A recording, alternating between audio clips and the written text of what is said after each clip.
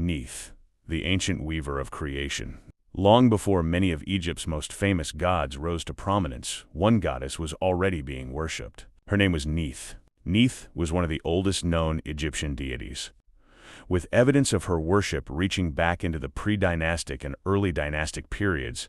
Her principal cult center was Sais in the western Nile Delta, where she later became one of the most important goddesses of Lower Egypt. Neith possessed an extraordinary combination of roles. She was a goddess of war, hunting, protection, weaving, creation, and funerary guardianship. Her ancient emblem consisted of crossed arrows associated with a shield, reflecting her martial character. She could also be shown as a woman wearing the red crown of Lower Egypt, carrying a bow and arrows. Titles such as Mistress of the Bow emphasized her power as a warrior and hunter. But Neith was not simply a goddess of battle. She was also deeply connected with weaving. The Egyptians could imagine creation itself like the weaving of cloth, separate threads brought together into an ordered pattern.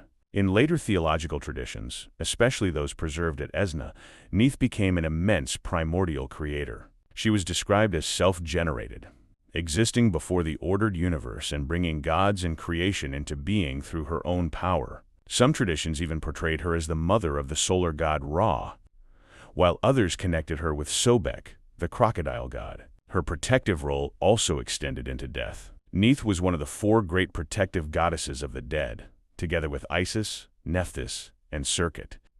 She guarded funerary equipment and helped protect the deceased during the journey into the afterlife. Her importance lasted for thousands of years. When Greeks encountered Egyptian religion, they commonly associated Neith with Athena, recognizing similarities between two powerful goddesses connected with warfare, intelligence, and crafts. For modern practitioners, devotion to Neith would involve both surviving ancient traditions and modern reconstruction. She might be approached through themes of independence, protection, strategy, creativity, craftsmanship, courage, and creating order from complexity. A simple practice could involve placing a length of linen or thread on an altar and reflecting on what you are currently weaving into your life. Offerings might include clean water, bread, beer, incense, flowers, linen, or handmade objects, drawing from wider Egyptian devotional traditions.